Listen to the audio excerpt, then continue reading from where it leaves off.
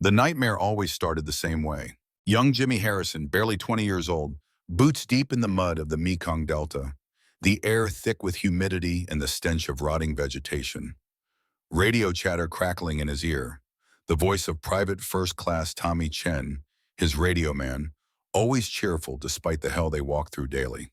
"Lieutenant, you copy? Command needs our position." But in the dream, Jimmy already knew what was coming.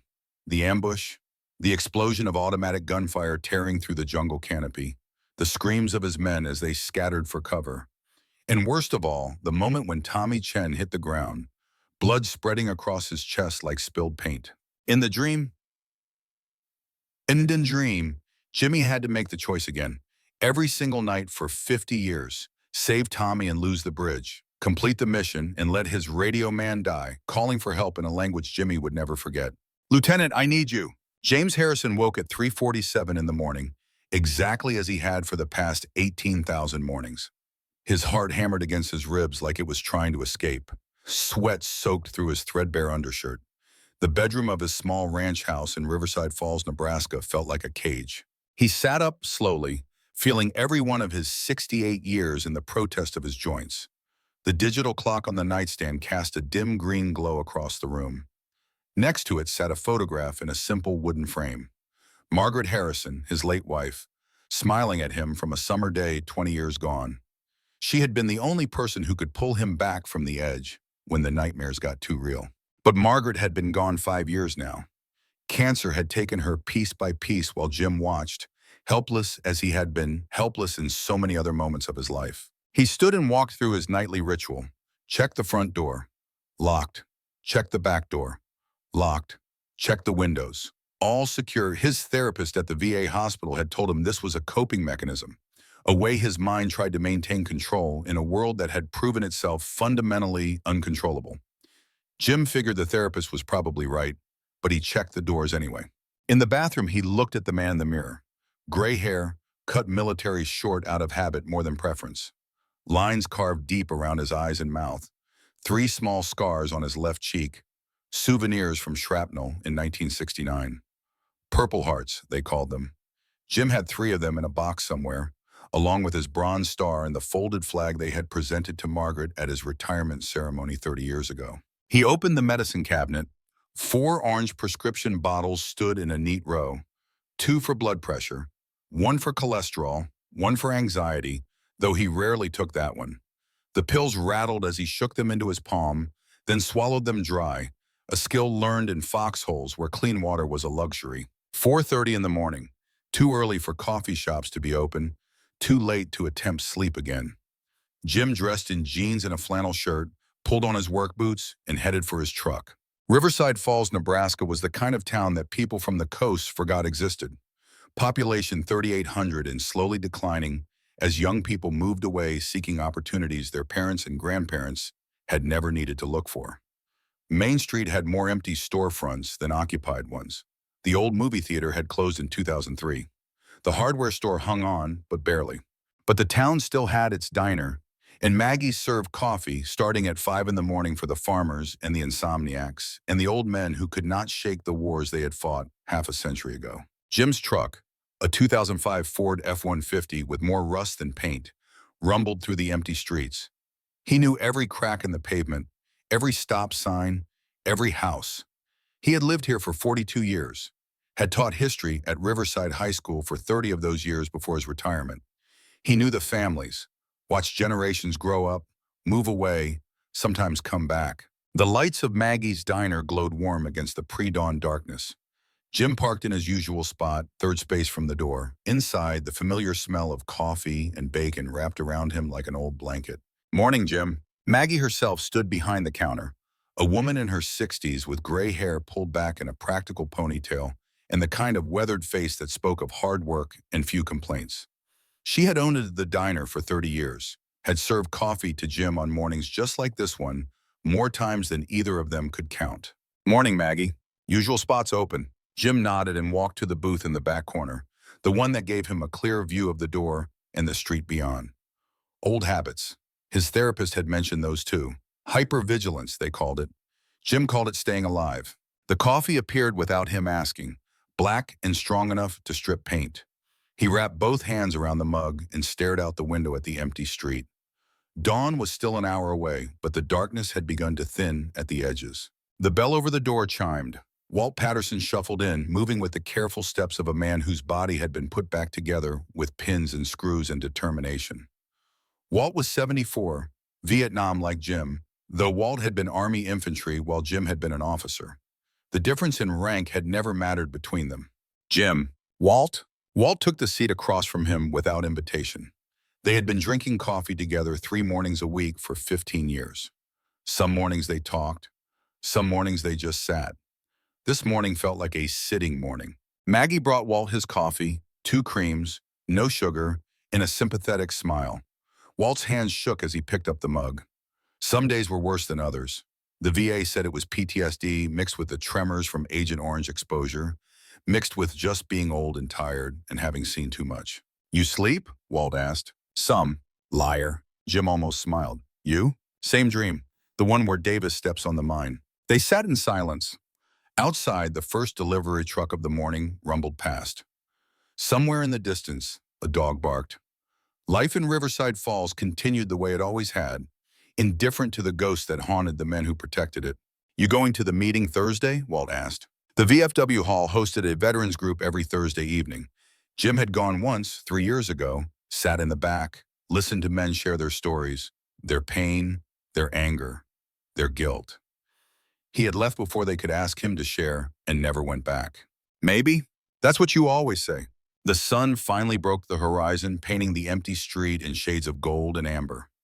Another day in Riverside Falls. Another day of being alive when better men were not.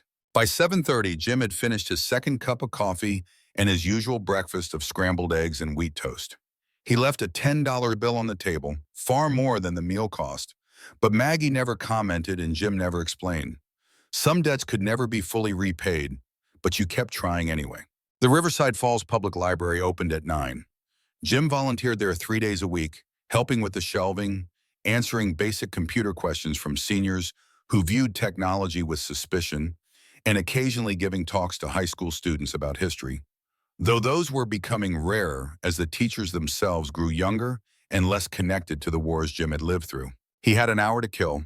The morning was cool, late October in Nebraska, and the trees along Riverside Park had turned to flame. Jim walked the familiar paths, moving slowly, letting his body warm up. At the center of the park stood the town's war memorial, a simple granite obelisk with names carved into all 4 sides. World War II, Korea, Vietnam, Iraq, Afghanistan. 63 names total from a town that had never been large. 63 men who left and never came home, or who came home but brought the war with them so completely that they never really left it behind. Jim's fingers traced over the names from Vietnam. 11 of them. He had known 3 personally, had taught the sons and daughters of 4 others. He stopped at one name near the bottom. Thomas Chen, 1950 to 1969, 19 years old. Born in San Francisco to immigrant parents who had come to America seeking the dream everyone talked about. Drafted in 1968. Assigned to Alpha Company, 3rd Battalion, 7th Infantry as a radio operator.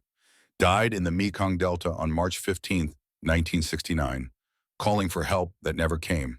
I'm sorry, Tommy, Jim whispered. The words felt inadequate, as they always did.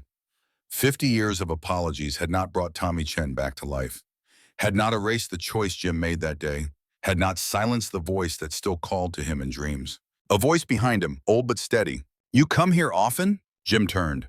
An elderly man stood a few feet away, wearing a faded army jacket and a baseball cap with the insignia of the 1st Cavalry Division. His face was deeply lined, Asian features weathered by time and experience. Something in his eyes suggested he was not a stranger to memorial walls. Sometimes, Jim said. The man stepped closer, studying the names. His gaze settled on Thomas Chen and stayed there. Did you know him? The man asked softly. Jim's throat tightened. Yes. Good man. The best. The old man nodded slowly, as if this confirmed something he already knew. They stood together in silence, 2 old soldiers at a memorial wall, and for a moment Jim felt like he was not entirely alone with his ghosts. Then the moment passed. The old man turned and walked away without another word, and Jim was left standing before Tommy Chen's name, wondering why today felt different from all the other days when the weight of the past pressed down on him like a physical thing. The Riverside Falls Public Library was a brick building from the 1930s, built by the WPA with the solid craftsmanship of an era that believed institutions should last. Inside, the smell of old books and furniture polish created an atmosphere of quiet permanence. Jim found peace here among the ordered shelves and the whispered conversations, in the sense that knowledge, at least, could be preserved and passed on. Carol Stevens, the head librarian, looked up from her desk as Jim entered. "Morning, Jim. Coffee's fresh." "Thanks, Carol." Carol was 48, divorced, wore reading glasses on a chain around her neck, and ran the library with a combination of stern efficiency and genuine warmth that reminded Jim of the best sergeants he had known. She understood that libraries were not just about books, but about providing sanctuary for people who needed a place to belong. Jim poured himself a cup from the ancient coffee maker in the small break room and got to work. A cart of returned books waited to be reshelved. He appreciated the simple physicality of the task, the clear sense of completion when the cart was empty and every book had found its proper place on the shelves. He was in the history section, sliding a worn copy of The Things They Carried back into its slot, when he heard the commotion from the front of the library. Voices, raised, Carol's firm but concerned tone. Another voice, male, younger, defensive and angry in equal measure. Jim set down the book he was holding and walked toward the front desk. Years of teaching had given him an instinct for when a situation was escalating from words towards something worse. A young man stood at the circulation desk, maybe early 30s, wearing jeans and a faded military issue jacket that had seen better days. His hair was long and unkempt. His face was drawn, the kind of thinness that spoke of missed meals and harder times. But it was his eyes that Jim noticed most. The 1,000-yard stare. The way they tracked movement with an intensity that had nothing to do with a quiet library around him. "Sir, I understand you're frustrated," Carol was saying, her voice calm but strained. "But we do have rules about library cards. You need a local address to register." "I don't have an address," the young man said. His hands were shaking. "I'm staying at the motel. Is that good enough?" "The motel is fine, but I need to see some form of identification and a piece of mail showing you're staying there." "I don't get mail. I don't have anything. I just wanted to use the computer to look for jobs." The frustration in his voice was tinged with something Jim recognized immediately. Desperation, the kind that came from being lost in a civilian world that had no patience for the men it sent to war and then forgot about. Jim stepped forward slowly, keeping his hands visible and his posture non-threatening. "Excuse me." The young man's eyes snapped toward him, instantly assessing threat level, calculating distances, checking exits. Jim saw it all happen in the space of a heartbeat. "It's okay," Jim said quietly. "I'm Jim Harrison. I volunteer here. Maybe I can help." The young man's jaw tightened. "I don't need charity." Not offering charity, offering solutions. They stared at each other for a long moment. Jim could see the pride fighting with the need, the stubborn independence that served soldiers well in combat but destroyed them at home. "Let me buy you coffee," Jim said. "We can talk about what you're looking for, no strings." "Why?" "Because somebody did the same for me once." It was not exactly true, but it should have been, and that was close enough. The young man's shoulders sagged slightly. "Fine, coffee." Maggie's diner was mostly empty at 10 in the morning, the breakfast rush long over, and the lunch crowd not yet arrived. Jim led the young man to his booth in the back corner and sat where he could see the door. The young man took the seat opposite, also positioning himself to see the entrance. They were alike that way. Maggie brought coffee without asking and gave Jim a questioning look. He nodded slightly, and she disappeared without comment, understanding that sometimes people needed space to work through whatever they were working through. Jim waited. One thing the Army had taught him was patience. The young man wrapped both hands around his coffee mug, staring into the dark liquid like it held answers to questions he had not yet figured out how to ask. "Marcus Webb," he finally said. "Jim Harrison." "I know. You said that already. Figured I'd give you a chance to forget." Marcus almost smiled. "Almost." "You were military," Marcus said. It was not a question. "Long time ago, Vietnam." "Marines?" "Army, infantry officer. You?" "Marines, infantry, Iraq, 2 tours." Jim nodded slowly. The details were different, but the story was always the same. Young men sent to foreign places to fight wars that made sense from a distance, but dissolved into chaos and moral ambiguity up close. They came home changed, and the world expected them to pretend they had not been. "When did you get out?" Jim asked. "2 years ago, dishonorable discharge." Marcus said it flatly with the bitterness of someone who had stopped trying to explain or justify. "Want to talk about it?" "Not particularly." "Fair enough." They drank their coffee in silence. Outside, a few cars passed by. Life in Riverside Falls continued its slow, steady rhythm, indifferent to the demons that haunted the men sitting in the back booth of the diner. "I got in a fight with my commanding officer," Marcus said suddenly. "He gave an order. I refused. He pushed. I pushed back harder." "What was the order?" Marcus's hands tightened around the coffee mug. "Doesn't matter now." But it did matter. Jim could see that it mattered more than almost anything else in Marcus's life. The weight of that refused order, whatever it had been, sat between them at the table like an uninvited guest. "You from around here?" Jim asked, changing the subject. "Nowhere, everywhere. I've been moving around since the discharge, motels, shelters, sometimes just my car. Can't seem to find a place that feels right." "What brought you to Riverside Falls?" Marcus shrugged.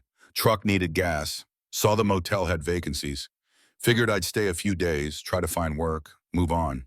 "What kind of work are you looking for?" "Anything. Construction, warehouse, kitchen. I'm not picky, but nobody wants to hire a veteran with a dishonorable discharge. Turns out that follows you everywhere." Jim understood. The military gave you skills, discipline, and training, then stamped a scarlet letter on your file that told every employer you were damaged goods. The men who needed help most were the ones the system pushed furthest away. Maggie appeared with plates of food, eggs, and bacon and toast, far more than Jim had ordered. She set them down without comment and disappeared again. Jim pushed one plate toward Marcus. "I didn't order this." "Neither did I, but it's here now, and it would be a shame to waste it." Marcus stared at the food like it might disappear if he blinked. Then slowly he picked up a fork and began to eat. He tried to pace himself, tried to maintain dignity, but Jim could see the desperate hunger in the way he cleared the plate. When the food was gone, Marcus sat back and met Jim's eyes. "Why are you doing this?" Jim considered the question. The honest answer was complicated, tangled up in guilt and regret, and the voice of a 20-year-old radio man who still called for help in dreams that never ended. But simple truths were often enough. "Because you remind me of someone I knew once, and because I'm tired of watching good men fall through the cracks." "You don't know I'm a good man.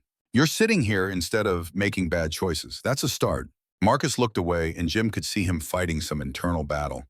Pride versus need, independence versus the desperate human requirement for connection. "I have a spare room," Jim said quietly. "Nothing fancy. Bed, dresser, share the bathroom. You can stay there if you want. Work off the rent doing yard work and whatever else needs doing around the house. No questions asked. No expectations." "Why would you do that?" "Because 50 years ago, when I came back from Vietnam, I wish somebody had done it for me." The silence stretched between them, heavy with the weight of choices not yet made. Outside, a truck rumbled past. Somewhere in the distance, a church bell chimed 11 times. "One condition," Marcus said finally. "What's that?" "Don't treat me like a charity case. I work. I pay my way. That's the deal." Jim extended his hand across the table. "Deal." Marcus shook it. His grip was firm, the handshake of a man who still had pride even if everything else had been stripped away. They finished their coffee. Jim left another $10 bill on the table. As they walked out of the diner into the late morning sunshine, Jim wondered what he had just gotten himself into. He was 68 years old, living on a teacher's pension in his military retirement, barely keeping up with his own demons. Taking in a damaged Marine with a dishonorable discharge was probably not the smartest decision he had ever made. But then again, Jim Harrison had spent 50 years making decisions that looked smart from the outside while slowly destroying him from the inside. Maybe it was time to try something different. Marcus's truck was parked at the motel on the edge of town, a beaten-up Chevy that looked like it had survived at least one war of its own.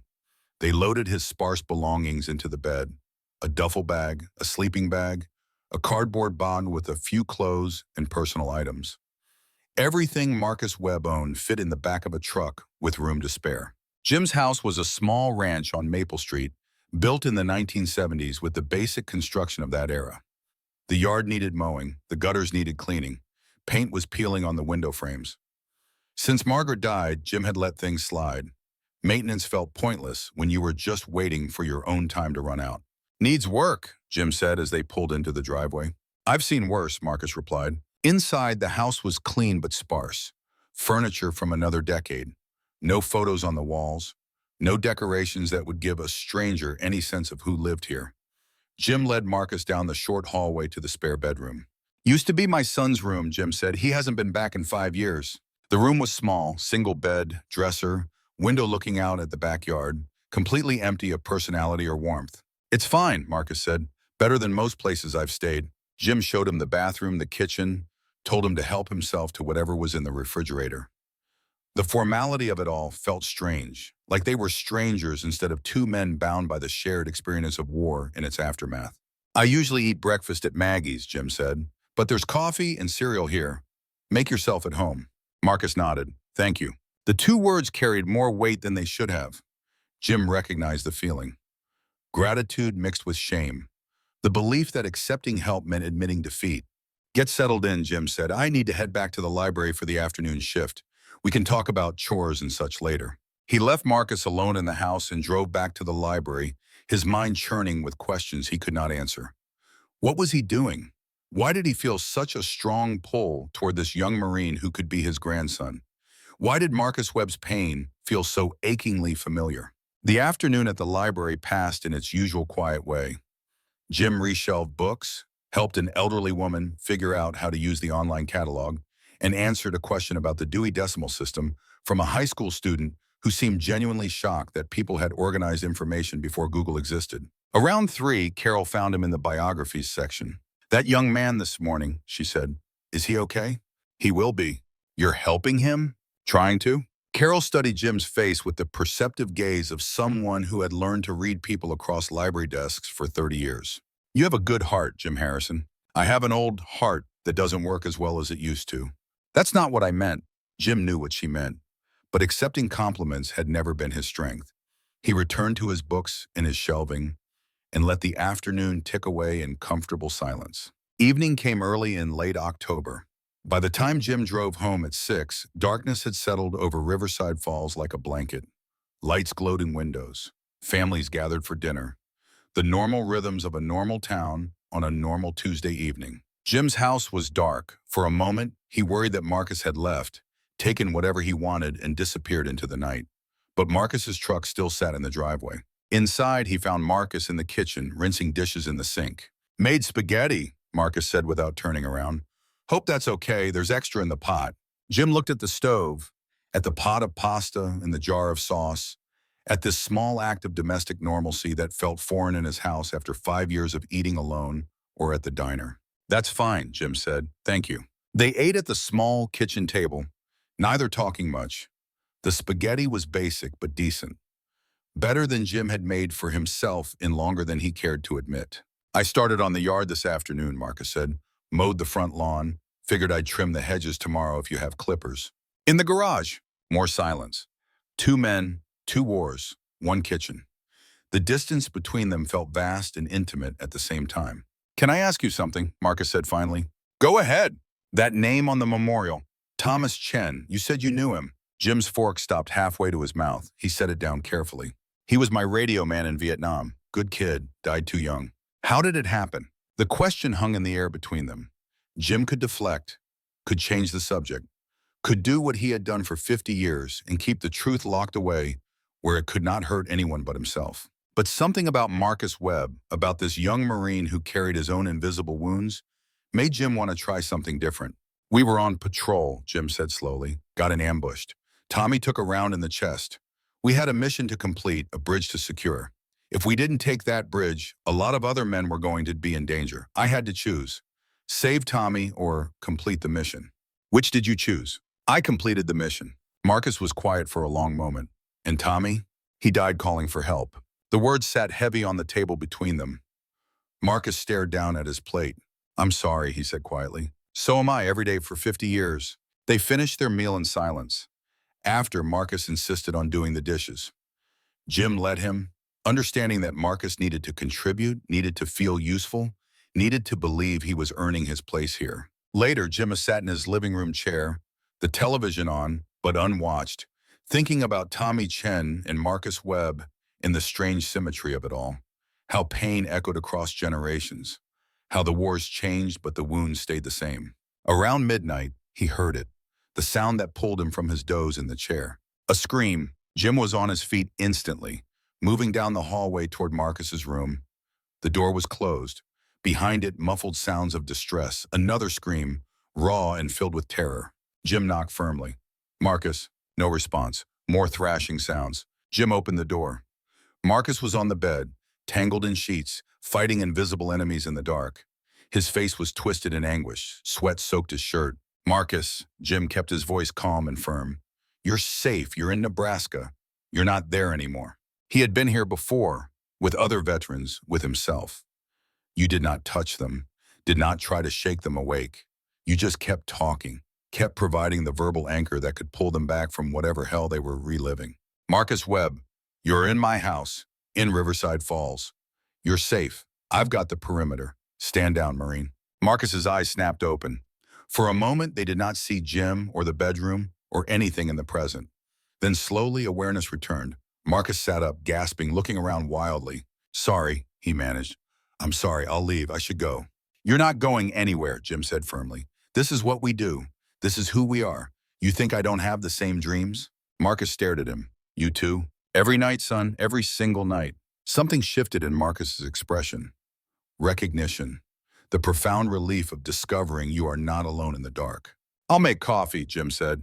They sat at the kitchen table at 2 a.m, drinking coffee that neither of them needed. Not talking about the nightmares because what was there to say that had not been said 1,000,000 times before by 1,000,000 broken men? My father told me I brought shame to the family, Marcus said suddenly. Said I was a disgrace. Said I should have followed orders no matter what. What was the order? Marcus's jaw clenched. We were clearing a house. Intel said enemy combatants. I went in first, found a family. Father, mother, 3 kids. No weapons. Just terrified people hiding in their own home.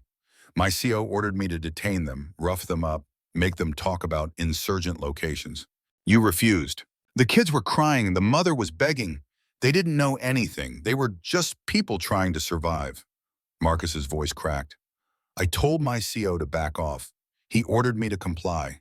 I refused again. He tried to push past me. I stopped him. Things got physical. They charged me with striking an officer. Jim understood. It was the same impossible choice dressed in different clothes. Follow orders and destroy your soul. Refuse and destroy your life. You did the right thing, Jim said quietly. Did I? I'm homeless, unemployed, disowned by my family, haunted by what I saw over there. Some days I wonder if I should have just followed the damn order. But you didn't. That takes courage, Marcus. More courage than anything else you could have done. Doesn't feel like courage. Feels like I threw away everything for nothing. Nothing? Jim shook his head. You saved that family. You preserved your own humanity. That's not nothing. They finished their coffee as dawn approached. 2 warriors from 2 different wars, sitting in a kitchen in Nebraska, trying to figure out how to live with the weight of the choices they had made. When the sun finally rose, Jim looked at Marcus across the table. I have an idea, he said. Something we can work on together, something that might help. What kind of something? Come to the town council meeting with me tonight. I'll explain after. Marcus looked skeptical but nodded. Okay. That evening, the Riverside Falls Town Hall was full for the monthly council meeting. Jim took a seat in the back, Marcus beside him. They watched as the council worked through the usual business. Budget reports, zoning approvals, complaints about the condition of the roads. Then they reached the item Jim had been waiting for. Councilman Richard Hayes stood to speak. As you all know, we've had a proposal on the table for several months regarding a new memorial in the town square. Specifically, a memorial to honor veterans of Iraq and Afghanistan. The proposal calls for a substantial stone structure with engraved names and a dedication area. Hayes paused, looking around the room. I'll be direct. We don't have the money. The town budget is stretched thin. We have roads to fix, schools to maintain, infrastructure that's crumbling. A memorial, while a nice gesture, is not a priority. I'm recommending we table this proposal indefinitely. Murmurs rippled through the crowd. Some nodded in agreement, others looked uncomfortable. An older woman stood. But we already have the Vietnam Memorial. Don't these new veterans deserve the same recognition? We honor their service, Hayes said smoothly, but we have to be practical about our resources. Jim felt Marcus tense beside him. He could see the young Marine's face flushing, could feel the anger radiating off him. This was the message Marcus had received his whole life. Your service matters, but not enough. You're important, but not as important as budget reports and road repairs. Jim stood slowly. "If I may," he said. The room turned to look at him. Richard Hayes sighed. "Jim, if you're going to lecture us about respecting veterans—" "I'm not here to lecture anyone," Jim interrupted. His voice was calm but carried the authority of someone who had commanded men under fire. "I'm here to propose a solution." Hayes frowned. "What kind of solution?" "What if the memorial didn't cost the town anything? What if a group of us built it ourselves?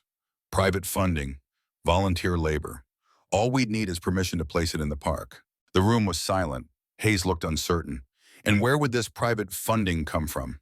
From people who understand what it means to serve, from veterans, from families, from anyone who believes that when we send our young people to war, the least we can do is remember them when they come home. A man in the front row stood.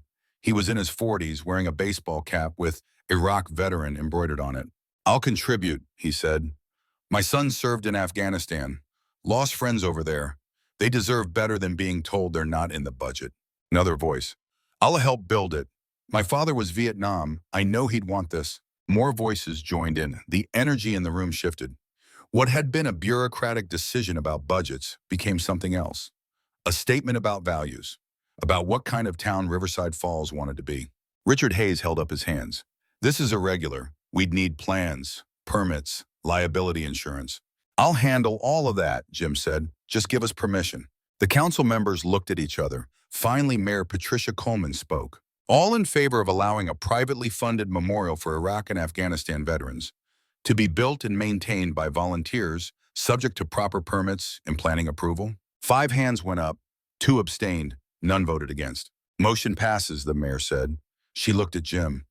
"Don't make us regret this, Jim." "I won't, ma'am." Outside, after the meeting, a small crowd gathered around Jim. Veterans, family members, supporters. They talked about designs, materials, fundraising. Marcus stood slightly apart, watching the energy and enthusiasm with something like wonder on his face. The Iraq veteran who had spoken up first extended his hand to Jim. "Thank you for doing that. I'm Kevin Patterson. I've wanted something like this for years." "Jim Harrison, this is Marcus Webb. He's going to help me coordinate the project." Marcus blinked in surprise. Jim just smiled slightly. "You are?" Kevin asked Marcus. Yes, I guess I am." "You serve?" "Marines, Iraq, 2 tours. Army, Iraq, 3 tours. Good to meet you, brother." They shook hands. Jim watched Marcus's face change as he realized he was no longer alone. No longer the only one carrying the weight. The crowd eventually dispersed, making plans to meet again the following week. Jim and Marcus walked back to Jim's truck in silence. "Why did you do that?" Marcus asked as they drove home. "Do what?" "Volunteer me. Tell everyone I'm coordinating." "Because you need a purpose," Jim said simply. "And because I can't do this alone. And because maybe, just maybe, building something good might help us both start to heal." Marcus looked out the window at the dark streets of Riverside Falls. "I don't know the first thing about building a memorial." "Neither do I. We'll figure it out together." That night, as Jim lay in bed waiting for sleep that probably would not come, he thought about Tommy Chen and about choices and about the strange way life sometimes gave you a second chance to get things right. He had not saved Tommy 50 years ago, had carried that failure every day since. But maybe, just maybe, he could help save Marcus. Could give this young Marine the support Jim had never received. Could turn his own pain into something useful. It would not erase the past, would not bring Tommy back, would not silence the voice that still called for help in Jim's dreams. But it was something. And after 50 years of nothing, something felt like a start. In the spare bedroom down the hall, Marcus Webb lay awake, staring at the ceiling, thinking about memorials and second chances, and the strange old veteran who had offered him coffee and a place to stay, and maybe possibly a reason to keep trying. Neither man slept well that night, but for the first time in longer than either could remember, they were not entirely alone with their ghosts. The week after the town council meeting passed in a blur of activity that Jim Harrison had not experienced since his teaching days. His small kitchen table became command center for the memorial project, covered in sketches and budget estimates and lists of volunteers who had called offering time or money or both. Marcus Webb proved to be exactly what the project needed. The same discipline that had made him a good Marine made him an excellent organizer. He created spreadsheets, coordinated volunteers, researched materials and costs. Watching him work, Jim saw the young man transform. The hollow-eyed drifter who had shown up at the library 2 weeks ago was becoming something else, something with purpose. On Thursday evening, Jim found Marcus at the kitchen table long after dinner, hunched over a notebook, sketching design concepts for the memorial. "You have talent," Jim said, looking at the detailed drawings. Marcus shrugged. "Took some drafting classes in high school, before everything. Before the war, he meant. Before Iraq. Before the dishonorable discharge and the long slide into homelessness and despair." Jim understood. Life was divided into before and after for men like them. "I was thinking," Marcus said, tapping his pencil against the notebook. "The Vietnam Memorial downtown is just one wall.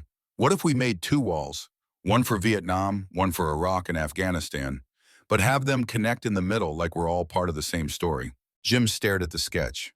Two granite walls, each engraved with names, meeting at a central point where an eternal flame would burn. It was simple, powerful, exactly right. "That's perfect," Jim said quietly. Marcus looked up, surprised by the emotion in Jim's voice. "You think so?" Tommy would have loved it. The name hung between them. Tommy Chen, the ghost that had brought them together. Marcus had asked about him twice more since that first night, and each time Jim had shared a little more. How Tommy always hummed when he was nervous. How he could fix a radio with nothing but wire and hope. How he died calling for help that Jim could not give. "I've been thinking about something," Marcus said carefully. "About Tommy, about his family." "What about them? Have you ever tried to find them? To tell them what happened?" Jim's hands tightened on the back of the chair. "No." "Why not?" "Because what would I say? Sorry I let your son die. Sorry I chose a bridge over his life. Sorry I've been alive for 50 years while he's been in the ground." Marcus was quiet for a long moment. When he spoke, his voice was gentle. "Or maybe you could tell them that Tommy died doing his duty, that he was brave, that you've carried him with you every day since, that he mattered." Jim sat down heavily, the weight of 50 years pressed against his chest. "I wrote a letter once, in 1969, right after I got home. Never sent it." "Do you still have it?" "In a box somewhere. In the attic. Maybe it's time to send it." Jim looked at this young Marine who had come into his life barely 2 weeks ago and somehow understood things that Jim had spent half a century avoiding. Maybe it is. That night, Jim climbed into his attic for the first time in 5 years. Dust covered everything. Boxes of Christmas decorations Margaret had loved. Old teaching materials. Photo albums from a life that felt like it belonged to someone else. He found the box in the far corner. Military issue, olive drab, his name and rank stenciled on the side. Lieutenant James R. Harrison. Inside, wrapped in plastic, his dress uniform, his medals.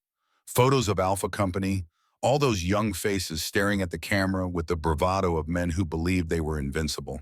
And beneath it all, an envelope, yellow with age, addressed in Jim's younger handwriting to the Chen family in San Francisco. He opened it carefully. The letter was 2 pages, written in the shaky hand of a man barely holding himself together. Jim read words he had written 50 years ago and felt the same helplessness wash over him.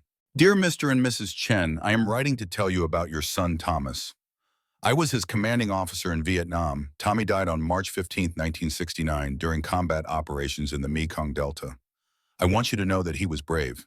He did his duty. He saved lives by maintaining communications under fire. I also want you to know that I failed him. I made a choice that day that cost Tommy his life. I will carry that with me forever. I am so sorry. Lieutenant James Harrison." Jim sat on the attic floor holding the letter and wept. For Tommy, for himself, for all the years in between. When he came back downstairs, Marcus was still at the kitchen table. He looked up as Jim entered, saw the letter in Jim's hand, and understood without words being spoken. "I need to do this right," Jim said. "Not just send a letter after 50 years like a coward.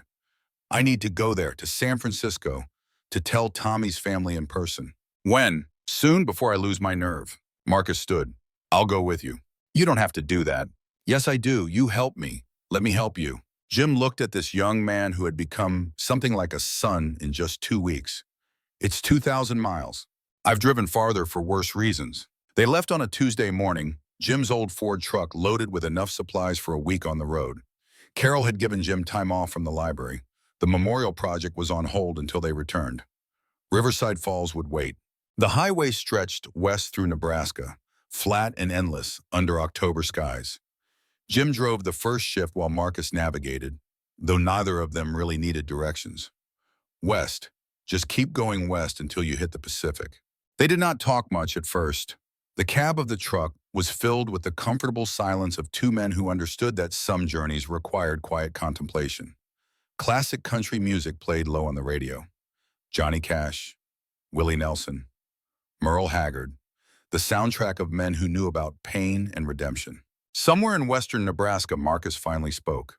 Tell me about Tommy, not how he died. Tell me how he lived. Jim drove for a mile before answering. He was always smiling, even in the worst situations. We'd be knee-deep in mud, getting shot at, and Tommy would make some joke that had us all laughing despite everything. Sounds like a good guy to have around. The best. He was the youngest in our platoon, just 19. But he had this way of making everyone feel like things were going to be okay, even when they clearly were not. Marcus nodded. We had a guy like that in my platoon. Rodriguez, always cracking jokes, making us laugh.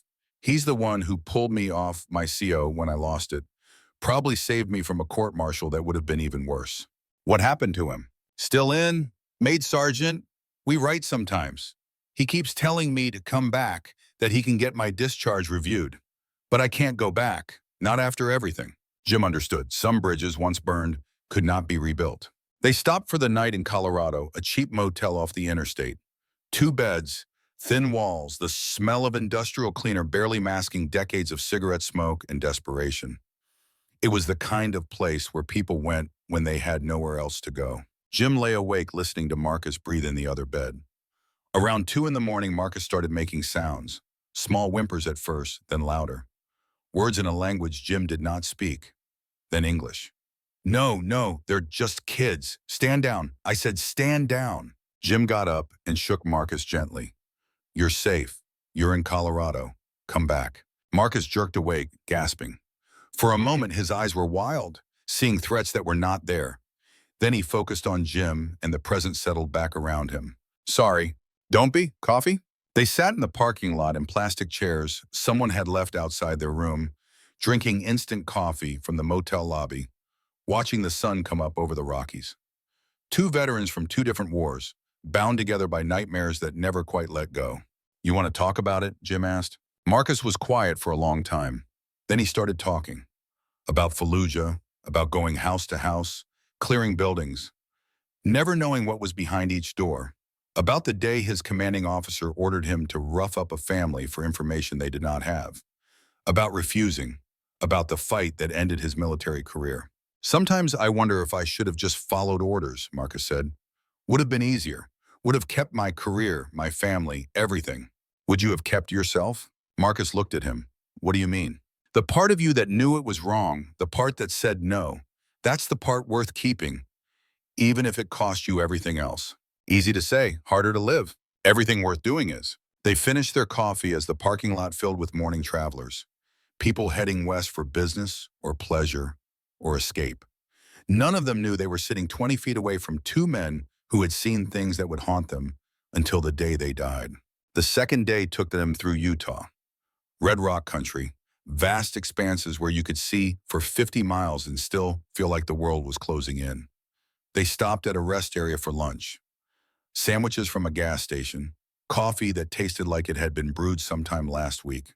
An older man approached them as they sat at a picnic table. He was in his 70s, wearing a cap with Korea embroidered on it. You boys veterans, he asked. Yes, sir, Jim said, Vietnam and Iraq. The old man nodded. Figured. You can always tell, the way you sit, the way you watch everything. I'm Harold, chosen reservoir 1950. They shook hands, and Harold sat down uninvited, which was fine. Veterans had their own code, their own recognition system. Where you headed? Harold asked. San Francisco, Jim said. Going to find the family of a man I served with. Tell them about their son. Harold's eyes went distant. I did that once. Went to see the family of my best friend who didn't make it out of Korea. Took me 40 years to work up the courage, but I'm glad I did. His mother, she was in her 90s by then, but she hugged me and thanked me for coming. Said it helped to know that someone remembered her boy as more than just a name on a wall. How did it feel? Marcus asked. After you talked to them? Like I could breathe for the first time in 40 years, Harold said. He stood up slowly, joints protesting. You're doing the right thing. Both of you.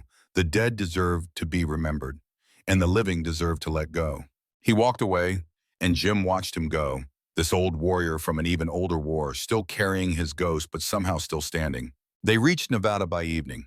The landscape had shifted from rock to desert, everything dry and harsh and beautiful in its own austere way. They found another motel, another night of thin walls and uncomfortable beds and dreams that brought them to places they did not want to revisit. On the third morning, Jim made a decision.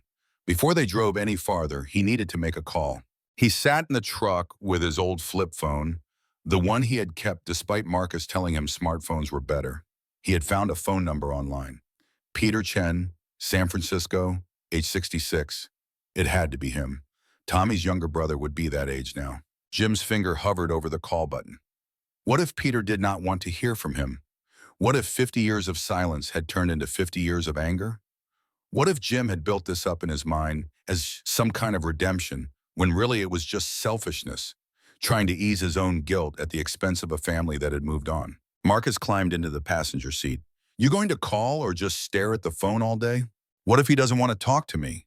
Then you'll know, and at least you tried. Jim pressed the button. The phone rang once, twice, 3 times. Maybe no one was home. Maybe this was the universe telling him to turn around and go back to Nebraska and stop trying to fix things that happened half a century ago.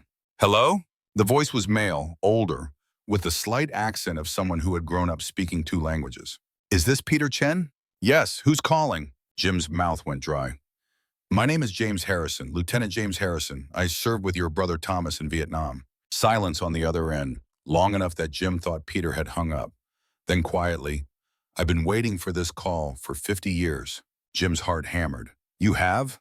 I received the military report about Tommy's death, the classified version. Later, when things were declassified, I read the full after-action report. I know what happened that day, Lieutenant Harrison. I know about the choice you had to make. I'm so sorry, Jim said, the words tumbling out. I should have saved him. I should have found a way to do both. I've carried this for 50 years, and I needed to tell you how sorry I am.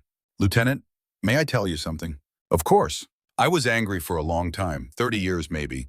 Angry at you, angry at the war, angry at the universe for taking my brother when he was just 19 years old. But then I served. Army, 1972 to 1974. And I made the same kind of impossible choice you made. Lost a man under my command because I chose the mission. Jim could barely breathe. What are you saying? I'm saying I understand. I'm saying that war doesn't give us good choices, only impossible ones.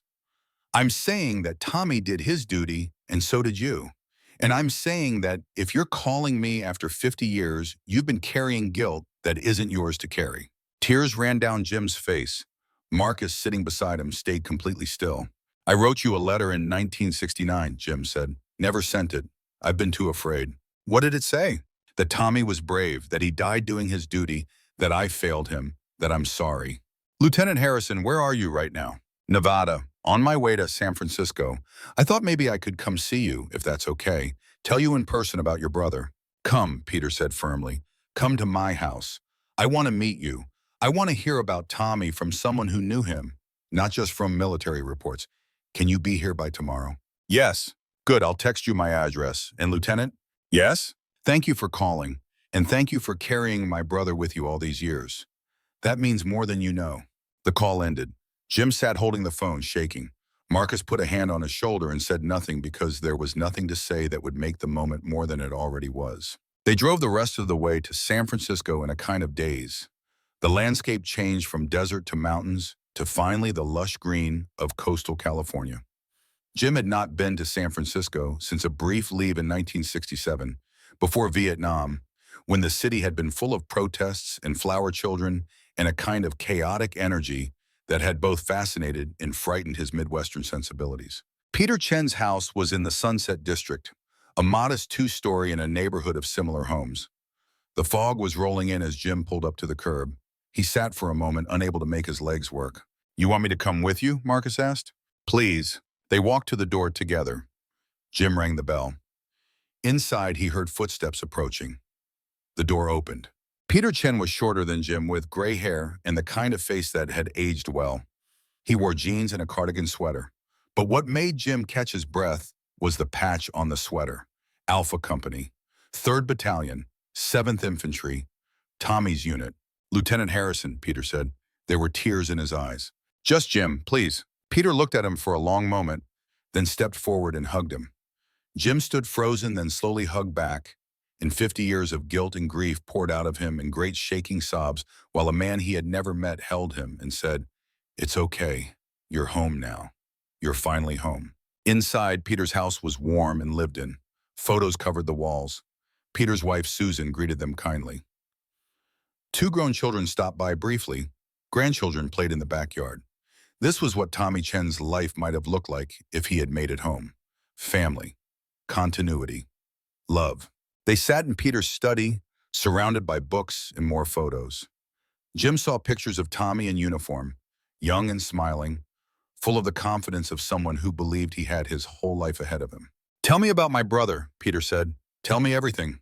And Jim did. He talked for hours about Tommy's sense of humor, his skill with radios, the way he kept everyone's spirits up, the time he fixed their communications in the middle of a firefight, the jokes he made, the letters he wrote home that he read aloud to anyone who would listen. "He talked about you," Jim said, "about his little brother who was going to go to college and become an engineer. He was so proud of you." Peter wiped his eyes. "I did become an engineer, and I thought of Tommy every single day of my career." Marcus, who had been sitting quietly, spoke up. "Mr. Chen, can I ask what you do now?" "I'm retired, but I run a support group for veterans. PTSD, readjustment, any issues they face coming home. It's something I started 20 years ago." "Because of Tommy?" Jim asked. "Because of him, yes, but also because of my own experience. I came home from Vietnam and nobody wanted to hear about it. No support, no understanding. I nearly lost myself. Then I realized I could either let that destroy me or I could use it to help others. So I started the group." Jim looked around the study. On one wall hung certificates and letters of appreciation from various veterans organizations. Peter had turned his pain into purpose. "Jim," Peter said, "why did you really come here after all these years?" Jim pulled out the old letter, yellowed and fragile. "I needed to give you this, and I needed to ask your forgiveness." Peter took the letter and read it slowly. When he finished, he folded it carefully and held it for a moment. Then he stood and went to a file cabinet in the corner. He pulled out a folder and handed it to Jim. Inside were letters. Tommy's letters home from Vietnam. Jim's hands shook as he read them. One letter, dated 2 days before Tommy died, made Jim's throat close up. "Mom and Dad, tell Peter that Lieutenant Harrison is the best officer we could ask for. He takes care of us, looks out for us.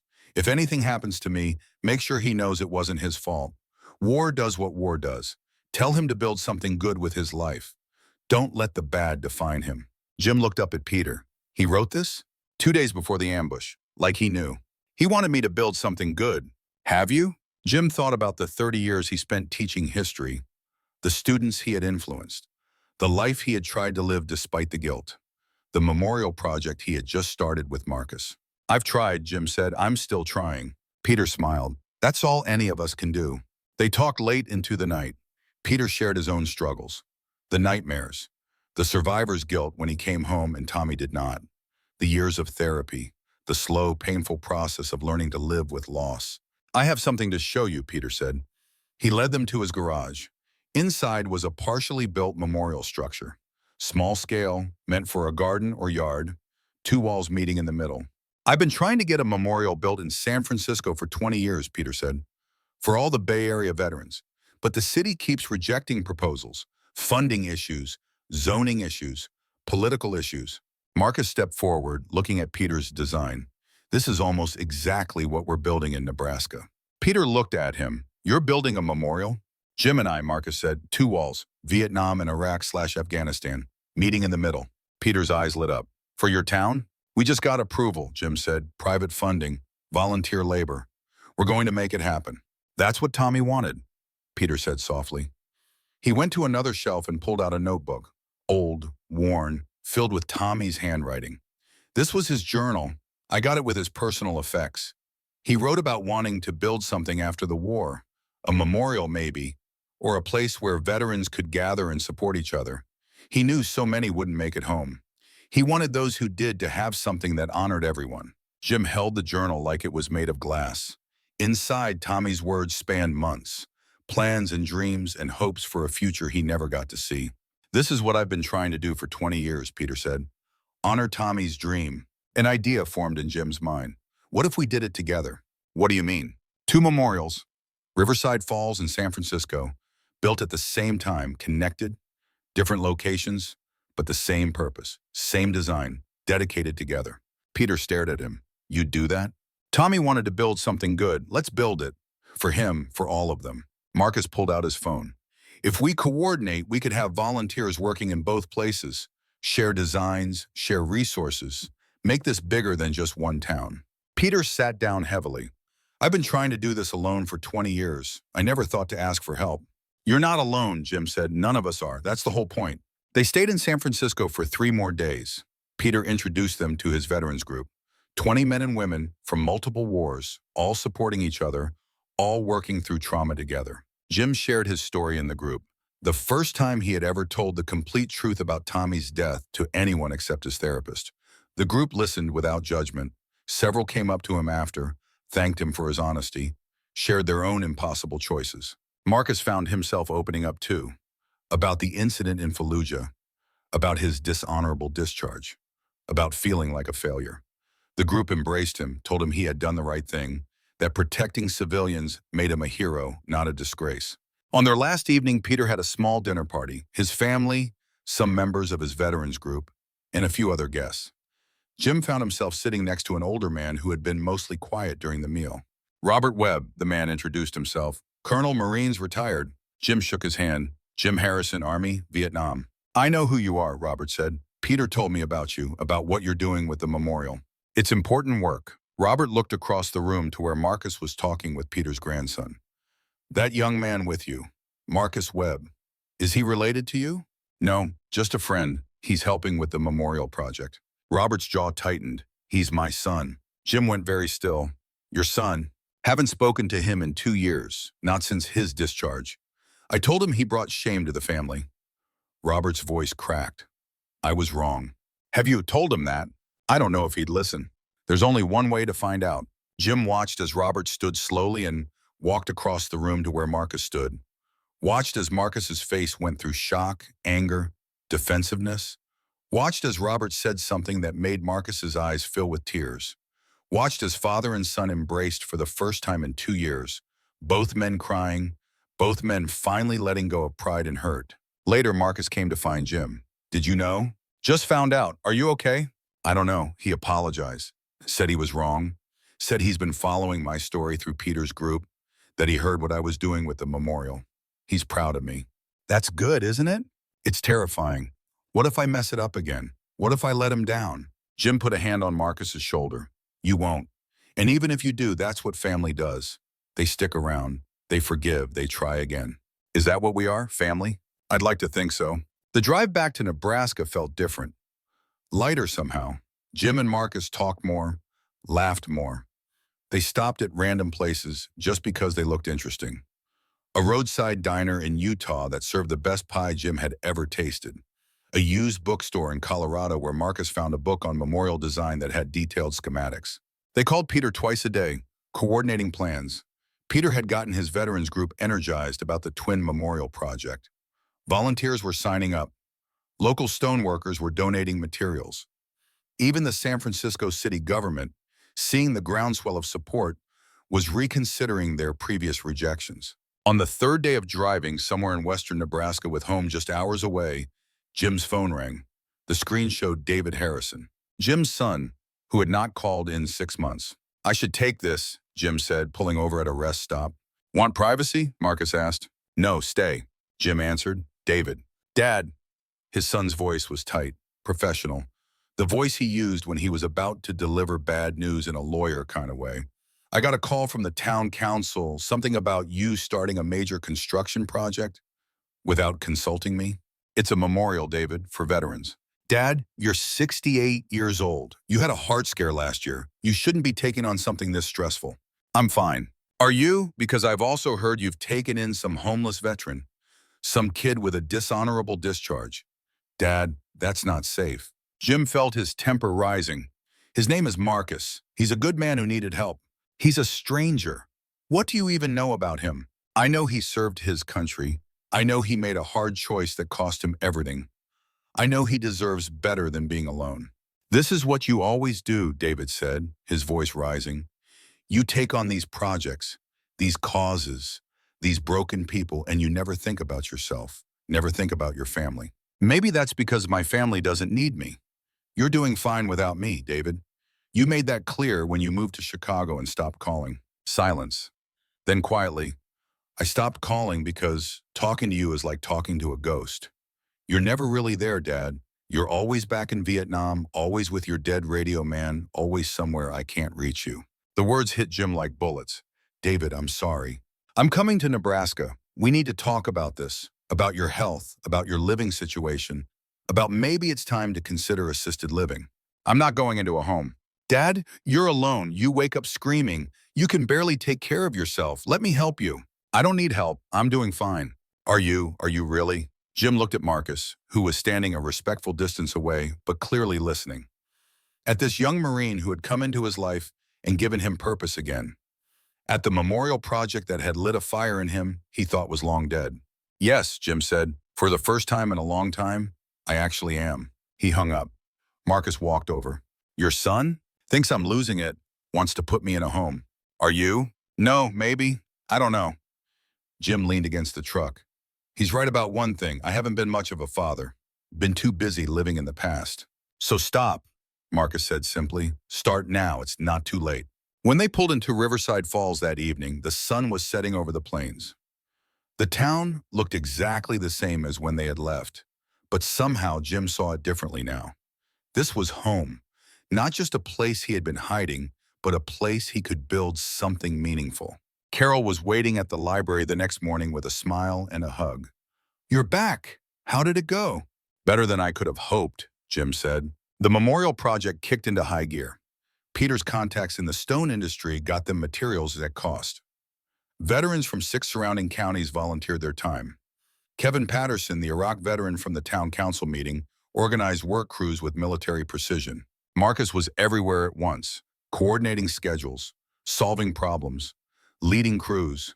Jim watched him flourish, watched him become the leader he had been trained to be before the dishonorable discharge had stolen that from him. 2 weeks after they returned from San Francisco, a rental car pulled up to Jim's house. David Harrison stepped out, wearing an expensive suit that looked out of place in Riverside Falls. Jim met him on the front porch. They hugged awkwardly, 2 men who looked similar but barely knew each other anymore. Dad? Son, come in. Inside, David looked around at the house he had grown up in. It was cleaner than the last time he had visited. The kitchen table was covered with memorial project materials instead of empty coffee cups and unopened mail. Photos that had been in boxes were now on the walls. The house felt lived in again. Marcus has been helping me organize, Jim said, following David's gaze. Where is he? At the memorial site. We're pouring foundation today. Can we talk, Dad? Really talk. They sat in the living room, Jim in his chair, David on the couch where he used to do homework as a teenager. I'm worried about you, David said. You're taking on too much. This memorial, this stranger living with you? What happens if your heart gives out? What happens if something goes wrong? Then I'll die doing something that matters, Jim said. Is that so terrible? Yes, because I'll lose you, and I've already lost you once. I don't want to lose you again. Jim looked at his son, really looked at him, saw the fear beneath the anger, the grief beneath the criticism. Tell me what you mean, Jim said quietly. When did you lose me? David's composure cracked. I was 8 years old when you came back from Vietnam. You looked like my dad, but you weren't. You were someone else. Someone who jumped at loud noises and stared at nothing for hours and woke up screaming every night. Mom held us together, but you were just gone. Jim felt the truth of it hit him. I'm sorry. I look like him, don't I? Your radio man, Tommy. I found a photo once. We could be brothers. Yes, Jim said. You do. And for the longest time, every time I looked at you, I saw him. Saw the young man I let die. And I couldn't bear it. So you pushed me away. I pushed everyone away. Your mother stayed because she was stronger than I deserved. But I pushed you away, and I'm sorry. I'm so sorry. They sat in silence. Outside, the sound of construction carried from the memorial site. Life happening, movement, progress. This memorial, David said finally, it's really important to you? It's everything. It's for Tommy, for Marcus, for all of them. But it's also for me. I've spent 50 years being dead inside. This is the first time I felt alive since 1969. Then I'll help, David said. Tell me what you need. Over the next week, David threw himself into the memorial project. He coordinated legal issues, set up proper permits and insurance, used his connections to get more volunteers and materials. Jim watched his son work alongside Marcus, these two young men from different generations but similar in their determination. He saw them become friends, saw David start to understand what Jim had found in helping Marcus. The memorial took shape over 6 weeks. 2 walls of polished granite meeting at a central point where an eternal flame would burn. Names were engraved with precision. Vietnam veterans on one wall, Iraq and Afghanistan veterans on the other. Not dead names, but the names of all who served from Riverside Falls and the surrounding counties. In San Francisco, Peter's group was building their memorial on the same timeline. They video called each other daily, comparing progress, sharing challenges, celebrating small victories. The dedication was set for Veterans Day, November 11th. Both memorials would be unveiled simultaneously, connected by live video feed. The night before the ceremony, Jim stood at the completed memorial. It was covered in tarps, waiting for tomorrow's reveal. Marcus and David joined him. Tommy would have loved this, Jim said. He does love it, Marcus replied. Wherever he is, he knows. David put his hand on Jim's shoulder. I'm proud of you, Dad. For the first time in my life, I really understand who you are. Who's that? Someone who never gives up. Someone who honors his commitments. Someone who builds instead of destroys. You're a good man, Dad. I wish I'd seen that sooner. Jim pulled his son into a hug and let himself cry. For Tommy, for the lost years, for the found ones, for everything that had been broken and was slowly being pieced back together. Veterans Day dawned cold and clear. The park in Riverside Falls filled with people. Veterans from multiple wars, families, town residents. Even some who had opposed the memorial project came to see what had been built. A large screen showed Peter's ceremony in San Francisco, where an even bigger crowd had gathered. Jim stood at the podium looking out at the faces, his hands shook with nerves and emotion. Marcus stood to his left, David to his right, his family, the one he was born with and the one he had built. 50 years ago, Jim began, I made a choice in Vietnam. I chose the mission over one man's life. I have carried that choice every day since. Private First Class Tommy Chen died that day, and I have been dying slowly ever since. He paused, gathering strength. But Tommy's brother Peter taught me something. He taught me that Tommy didn't die so I could spend 50 years in guilt. He died doing his duty. And my duty didn't end in Vietnam. It continued. It continues today. The mission is never over until we take care of each other. On the screen, Peter Chen nodded, tears streaming down his face. This memorial is for Tommy, for all the Tommies from all the wars, the ones who didn't come home, the ones who came home broken, the ones who are still fighting battles no one else can see.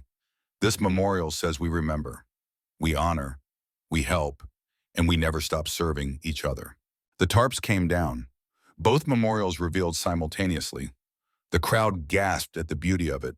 2 walls of granite, names shining in the morning sun, meeting at a center point where flames burned eternal. Veterans stepped forward to find their names, to touch the granite, to remember fallen friends, to feel seen and honored in a way many had not felt since they came home. Marcus found his own name. Someone had added it, along with all the veterans who served, regardless of how their service ended. He traced the letters with his fingers and wept. Robert Webb, his father, stood beside him. I'm proud of you, son. Walt Patterson, the Vietnam veteran from the coffee shop, stood before the wall with Jim. You did good, Jim, real good. As the ceremony ended and people milled around, taking photos and sharing stories, Jim found himself standing alone before Tommy Chen's name on the wall. Not the only name, but his Tommy, the one who had called for help Jim could not give. I'm sorry it took so long, Jim said quietly. But I did it, Tommy. I built something good, just like you asked. A hand touched his shoulder. Peter Chen had flown in as a surprise. He knows, Jim. He's been with you all along. They stood together, these 2 old men bound by a young soldier's death and life, and finally let go of the weight they had been carrying for 50 years. The memorial stood, a testament to service, to sacrifice, to the bonds that hold men together across time and war and loss, to the promise that none of them, living or dead, would even would ever be forgotten. And as the November sun climbed higher in the clear Nebraska sky, Jim Harrison finally understood what Tommy Chen had tried to tell him in that letter written 2 days before his death. Don't let the bad define you. Build something good. He had built it, and in building it, he had finally found his way home. The morning after the memorial dedication, Jim Harrison woke to find the world had changed. Not the world exactly. Riverside Falls looked the same as it always had. The sun rose over the same cornfields. The same trucks rumbled down Main Street. Maggie's Diner still opened at 5 in the morning. But something fundamental had shifted in the way people looked at him, in the way they looked at all of them. Jim stood in his kitchen making coffee when his phone began to ring. Then it rang again and again. By the time Marcus stumbled out of his bedroom, bleary-eyed and still half asleep, Jim had received 17 calls and lost count of the text messages. "What's going on?" Marcus asked. Jim held up his phone helplessly. The story went viral. National news picked it up. "Look." He showed Marcus's phone. The top result on the news app showed a photo of the twin memorials side by side on a split screen. The headline read, "68-year-old Vietnam veteran completes 50-year mission, builds memorial for all generations." Marcus scrolled through the article. They interviewed Peter and David and some of the other veterans. He looked up. "Jim, this is everywhere. CNN, Fox, NPR, even international news." The phone rang again. Jim looked at the caller ID, a producer from Good Morning America. "I can't do this," Jim said, setting the phone down. "I didn't do this for attention." "I know, but maybe the attention isn't about you. Maybe it's about what you built, what it represents." Before Jim could respond, someone knocked on the door. Then someone else. Within an hour, his small living room was filled with reporters, cameras, and people who wanted to hear the story directly from the man who had lived it. Jim found himself sitting in his own chair, surrounded by strangers, trying to explain something he barely understood himself. How do you put 50 years of grief into a sound bite? How do you explain that building a memorial was not about stone and metal, but about finally forgiving yourself for being alive? "Lieutenant Harrison," a young reporter asked, "what do you want people to take away from your story?" Jim looked at Marcus, who stood in the doorway watching, at David, who had driven over as soon as the call started, at Carol, who had closed the library to come support him. "That it's never too late," Jim said slowly. "Never too late to face what you're running from. Never too late to honor those who gave everything. Never too late to build something good out of something terrible." The reporter scribbled notes. "And what's next for you? Are you planning more memorials?" "I'm planning to rest," Jim said, and meant it. The exhaustion was catching up with him now. 6 weeks of hard work. The emotional toll of San Francisco. The weight of finally letting go of guilt he had carried since 1969. His body felt hollowed out, emptied. After the reporters finally left, David made Jim sit down and checked his pulse. "Dad, you look terrible. When's the last time you slept properly?" "I sleep fine. Nightmares don't count as sleep." "Have you been taking your medications?" Jim waved him off. "I'm fine, just tired." But he was not fine. That evening, as he stood to help Marcus with dinner, the room tilted sideways. He grabbed the counter, but his legs had stopped following instructions. The floor came up to meet him in slow motion. Marcus caught him right before he hit the ground. "Jim, David, call an ambulance." "No," Jim managed. "No hospitals. I'm just tired." "You just collapsed. We're going to the hospital." The emergency room at Riverside Community Hospital was quiet on a Monday evening. They put Jim in a bed, hooked him up to machines that beeped and monitored and measured things he did not want to think about. David and Marcus sat in chairs beside him, both looking scared in ways that men who had been to war rarely look scared. Dr. Sarah Chen, no relation to Peter or Tommy, came in with test results in a serious expression. "Mr. Harrison, I'm going to be direct. Your heart is not in good shape. You're showing signs of congestive heart failure. The exertion from the memorial project, combined with your age and previous heart issues, has put significant strain on your cardiac system." "How bad?" Jim asked. "Bad enough that you need to slow down significantly. No more physical labor, reduce stress, proper rest, medication compliance." She paused. "And we need to have a conversation about long-term care options." "I'm not going into a home." "Dad," David started. I said no. Dr. Chen exchanged a look with David. "Mr. Harrison, I'm not suggesting assisted living yet, but you need help. Daily assistance. Someone to monitor your medications, your diet, your activity level. You can't do this alone anymore." "He's not alone," Marcus said quietly. Everyone turned to look at him. I live with him. I can help. Make sure he takes his pills, cooks proper meals, rests when he needs to.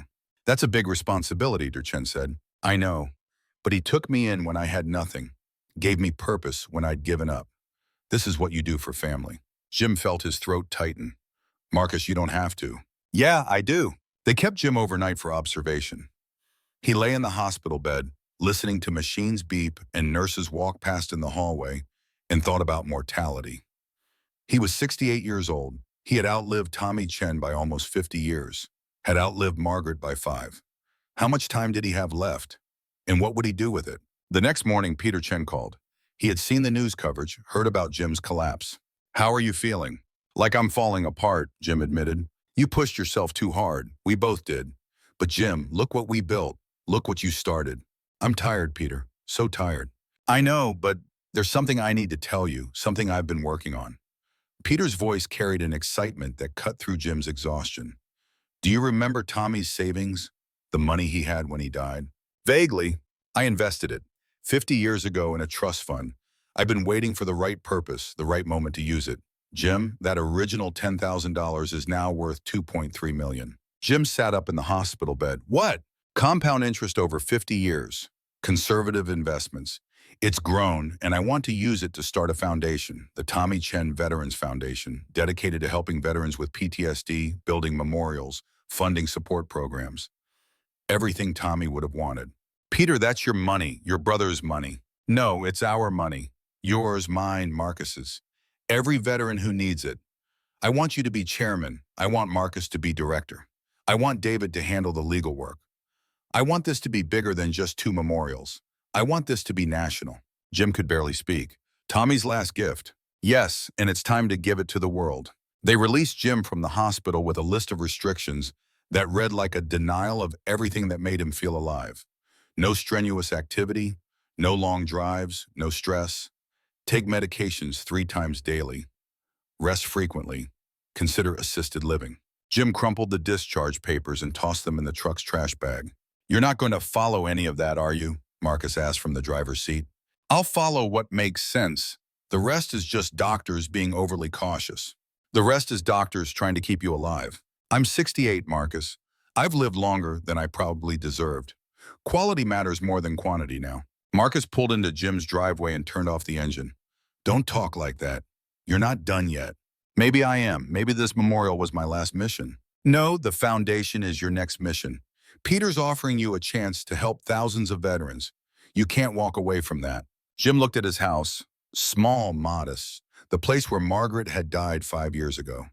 The place where he had been slowly dying for 5 years since. The place where Marcus had shown up and accidentally saved his life by giving him purpose. I'm scared, Jim admitted. What if I start this and can't finish it? What if I let everyone down again? Then we finish it for you. That's what teams do. That's what family does. Inside, the house smelled like something was cooking. Jim found Mrs. Brennan, his elderly neighbor, in his kitchen making soup. Patricia, don't you start with me, James Harrison. You collapsed. Someone needs to make sure you eat properly. So I'm making soup, vegetable soup, good for the heart. Jim felt tears prick his eyes. For decades, he had kept everyone at arm's length. Polite but distant, helpful but never vulnerable. And somehow, despite his best efforts, a community had formed around him anyway. Over the next week, the phone calls continued. Not just reporters now, but veterans from across the country. Men and women who had seen the story, who had their own impossible choices and unshakable guilt, who wanted to know if redemption was really possible. Jim talked to them all. A Marine from Desert Storm who lost his entire squad. An Army medic from Afghanistan who couldn't save a child. A Navy corpsman from Iraq who made a choice similar to Jim's and had been drowning in guilt for 15 years. Does it get better? They all asked in different ways. It gets different, Jim told them honestly. The pain doesn't go away, but you learn to carry it without letting it destroy you. And you honor the dead by living well, by helping others, by building something good. Marcus set up a website for the foundation. Within 48 hours, they had received over $50,000 in donations. Veterans organizations reached out offering support. Cities requested information about building their own memorials. The movement Peter and Jim had started was growing beyond anything either of them had imagined. 2 weeks after the dedication, Jim received a call from the Department of Veterans Affairs. The secretary himself wanted to meet to discuss making the twin memorial model a national initiative. "We can't go to Washington," Jim said to David and Marcus as they sat around his kitchen table, now permanently covered in foundation paperwork. "I can barely make it to the diner anymore." "Then we bring Washington here," David said. He was on his phone, already coordinating. "They can fly to Nebraska, meet at the memorial, see what you built firsthand." "David, your father needs rest, not more stress," Marcus said, but there was admiration in his voice. He and David had become close over the past weeks, these two men from different generations finding common ground in their love for Jim and their commitment to the cause. The Secretary of Veterans Affairs arrived on a cold November morning, 3 weeks after the dedication. He stood before the memorial with Jim, Marcus, David, and Peter, who had flown in for the meeting. "This is remarkable," the secretary said, touching the granite, reading names. "How much did this cost?" "About 80,000 per memorial," Marcus said. "But we had volunteer labor, donated materials, community support. If you tried to build this through government contracts, it would cost 5 times that much." "Exactly my point. What if we created a grant program, federal funding matched with local fundraising? Communities could build memorials like this nationwide. The Tommy Chen Veterans Foundation could provide the design, the expertise, the coordination." "How many memorials are you talking about?" Peter asked. "As many as communities want to build. Hundreds, potentially. Every veteran deserves to see their name honored. Every community deserves to remember its service members." Jim felt the weight and possibility of it.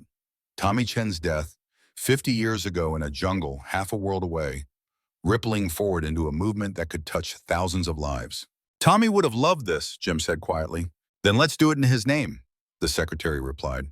But even as the foundation grew, even as more communities reached out and more veterans found hope in Jim's story, Jim himself was fading. He could feel it happening. The exhaustion that no amount of sleep could cure. The way his chest hurt after climbing a single flight of stairs.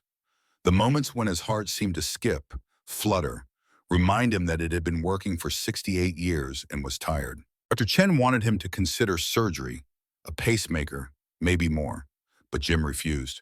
"I've had a good run," he told her during a follow-up appointment. "I've done what I needed to do.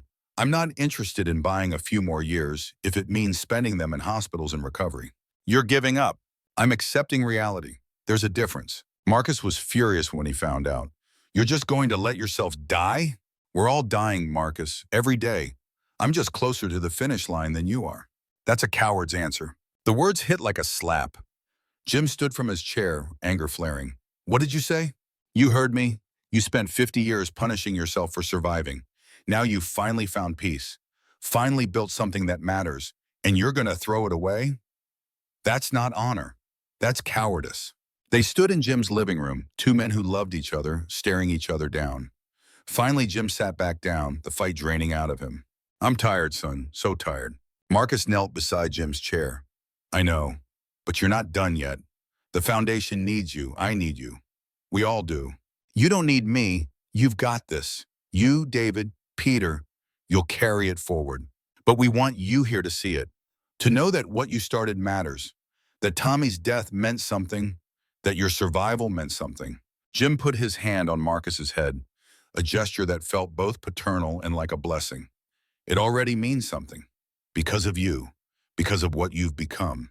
Christmas came to Riverside Falls with snow and cold and the kind of crystalline beauty that made even the tired old town look magical. Jim spent Christmas Eve at his house with a crowd that would have been unthinkable a year ago. Marcus and his father Robert, carefully rebuilding their relationship one conversation at a time. David and his family, including grandchildren Jim barely knew but was learning to love. Peter Chen, who had become like a brother. Carol from the library, Walt from the coffee shop, Kevin Patterson and other veterans from the Memorial Project, Mrs. Brennan and her famous pot roast. They crammed into Jim's small house, laughing and telling stories and sharing the kind of warmth that comes from people who have been through darkness together and found their way to light. Jim sat in his chair, watching them all, and felt content in a way he had not felt since Margaret was alive.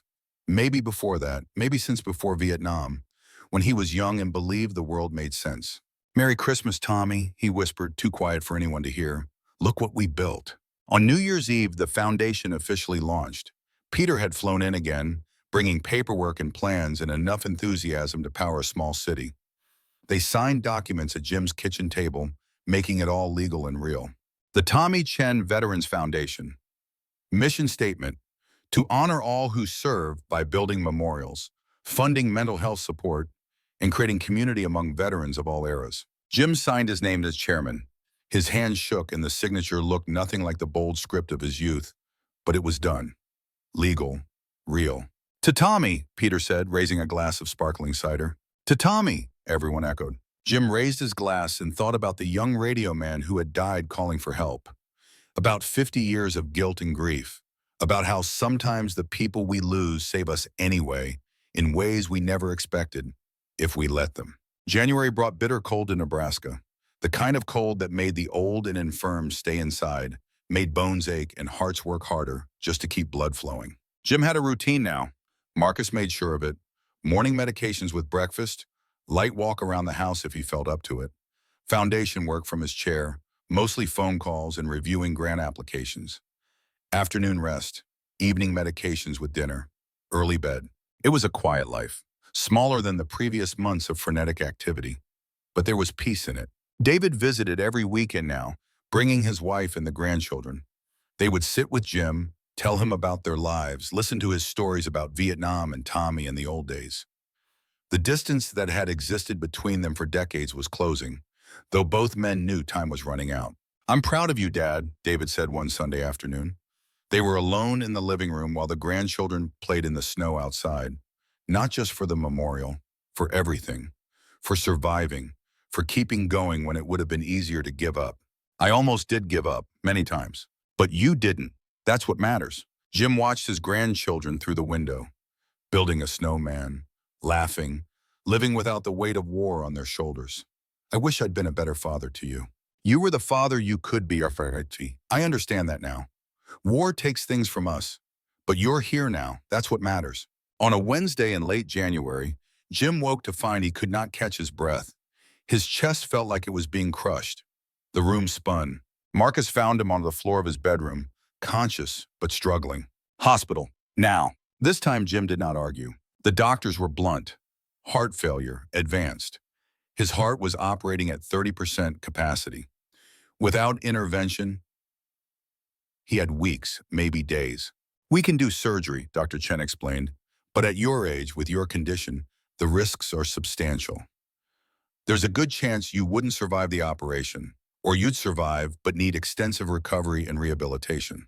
"What are my options?" Jim asked. "Surgery with risk or palliative care. Make you comfortable. Let nature take its course." Jim looked at Marcus and David, who stood on either side of his bed. "I've lived 68 years, 50 of them carrying guilt I've finally put down. I've built something that will last beyond me. I've made peace with the people I love. I'm ready."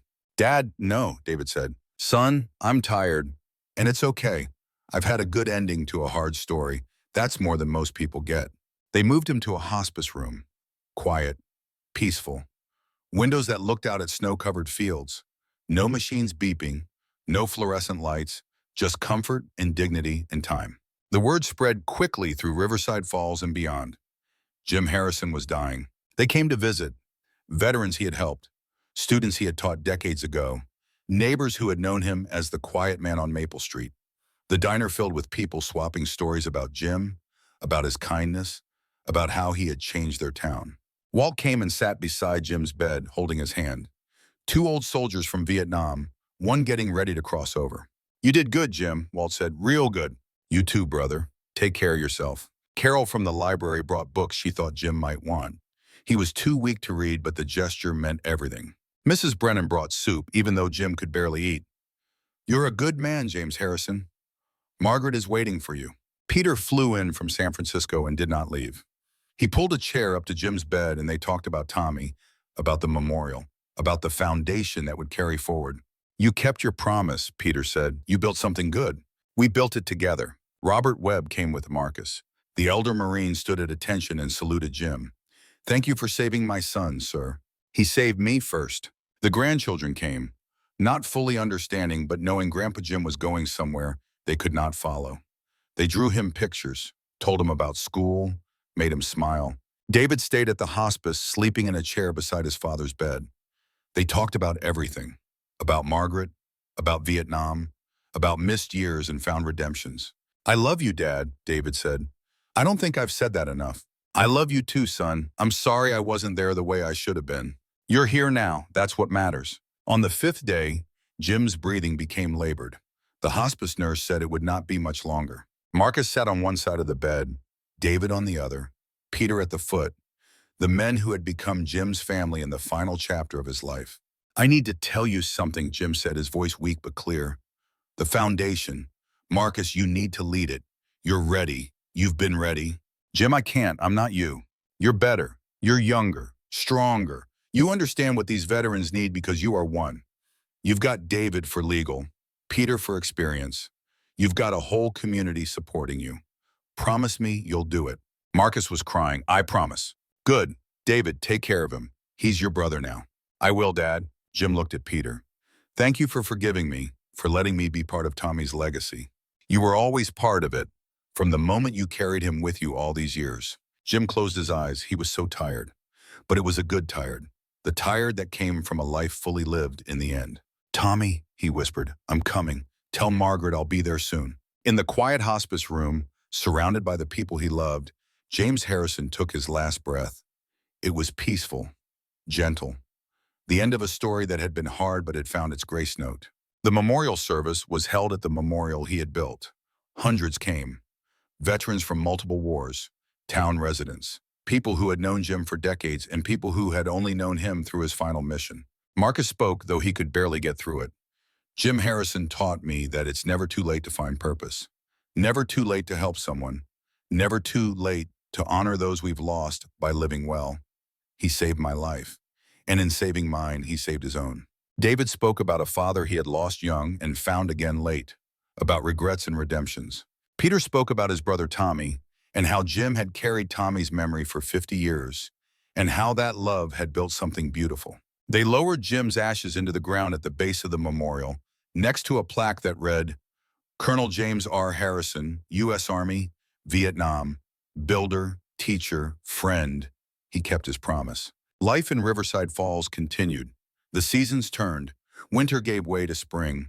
Marcus took over the foundation, just as Jim had asked. With David's legal expertise and Peter's guidance, they expanded the mission. Within a year, they had funded 20 new memorials across the country. Within 2 years, 50.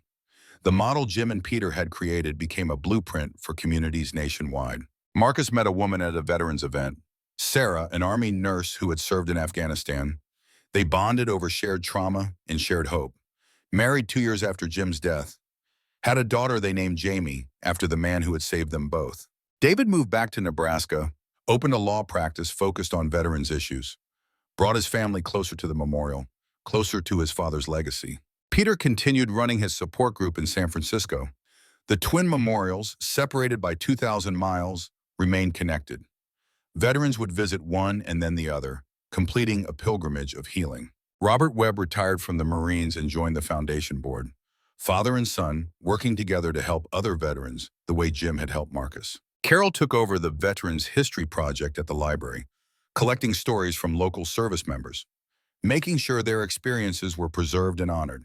Walt lived 5 more years after Jim died, spending his mornings at the memorial, coffee in hand, talking to the names on the wall like they were old friends. Mrs. Brennan continued making soup for veterans who needed it, carrying forward Jim's legacy of quiet care. The Tommy Chen Veterans Foundation grew beyond anything any of them had imagined. Within 5 years, they had a staff of 20, an annual budget of $5 million, and programs in 40 states. They had built or funded over 200 memorials. They had helped thousands of veterans access mental health care, job training, and community support. And at the center of it all, in a small town in Nebraska, stood the memorial that started it all. 2 walls of granite, meeting at a point where an eternal flame burned. Names of service members from every generation. A place where veterans could come and feel seen, honored, remembered. On Veterans Day, 10 years after Jim's death, Marcus stood at the memorial with his daughter. Jamie was 8 now, the same age David had been when Jim came home from Vietnam. She had never met the man she was named for, but she knew his story. Tell me again about Grandpa Jim, she said. Marcus knelt beside her. He was a soldier who made a hard choice, and he spent 50 years thinking he did the wrong thing. But then he learned that the mission isn't ever really over. We keep serving, keep helping, keep building good things out of bad ones. Is that what you do with the foundation? That's what we all do. Grandpa Jim taught us that, and he learned it from his friend Tommy, who died a long time ago, but is still teaching us through the memorial we built. Jamie touched Tommy Chen's name on the wall. I wish I could have met them. Me too, sweetheart. But in a way, you know them, because everything we do because of what they taught us. They're part of us, part of this place, part of the story that keeps going. Around them, veterans and families gathered for the ceremony. The annual reading of names, the moment of silence. The promise renewed, we will never forget. David approached with his wife. He had gray in his hair now, the way Jim had when Marcus first met him. Ready? Marcus nodded. Together they walked to the podium. Every year, Marcus gave the Veterans Day speech. Every year, he told Jim's story about impossible choices and 50 years of guilt, about memorials and missions and the way we honor the dead by living well. My mentor, Jim Harrison, used to say that the mission is never over until we take care of each other, Marcus began, looking out at the crowd. He's gone now, but his mission continues. Through every memorial we build, through every veteran we help, through every act of service and sacrifice and support, the mission continues, and it always will. The crowd applauded, the ceremony proceeded, and in the November sunshine, the eternal flame burned bright. That evening, after the ceremonies ended and the crowds dispersed, Marcus stayed at the memorial. He did this sometimes when he needed to feel close to Jim, would sit on the bench Peter had donated, would look at the names, would feel the presence of something larger than himself. A young veteran approached, late 20s, haunted eyes, the look Marcus recognized immediately, the look he had worn when Jim first found him at the library. Excuse me, the young man said. I saw the ceremony, heard your speech. I served in Afghanistan, got out 2 years ago. I can't find my way, can't sleep, can't hold a job. I saw this place and thought maybe someone here could help. Marcus stood and extended his hand. I'm Marcus Webb, Executive Director of the Tommy Chen Veterans Foundation. Why don't we get some coffee? I know a diner near here that makes the best coffee you've ever had. The young veteran looked surprised. You do that? Just sit and talk with me? Someone did it for me once, changed my life. This is what we do. We take care of each other. The mission continues. They walked toward town together, and Marcus thought about Jim, about how a simple act of kindness in a coffee shop could ripple forward through generations, about how we save each other in ways we never fully understand. Somewhere, in whatever comes after, Jim Harrison smiled. He had kept his promise to Tommy Chen. He had built something good. And what they had built together would go on building, life after life, veteran after veteran, for as long as the memorial stood and the flame burned and people remembered that service never ends. It just changes form and continues, always continues. In Riverside Falls, in San Francisco, in 200 towns across America, memorials stood with names engraved in granite. Private First Class Tommy Chen, Colonel James R. Harrison, and thousands more, all connected, all remembered, all part of a story that began in a jungle in Vietnam and grew into a movement of healing and hope. The mission was never over. It was just beginning again, every single day, with every veteran who found help, with every memorial that rose from the ground, with every story told and remembered and honored. Tommy Chen died in 1969, but his dream lived on. Jim Harrison died in a hospice room in Nebraska, but his mission lived on. And Marcus Webb, who had been saved by a cup of coffee and kindness from a stranger, now saved others the same way. The wheel turned, the legacy continued, and the eternal flame burned bright against the darkness, a promise carved in stone and carried in hearts. We will remember, we will honor, we will never stop serving each other until the last name is spoken, until the last story is told, until the last veteran finds peace. The mission continues, always.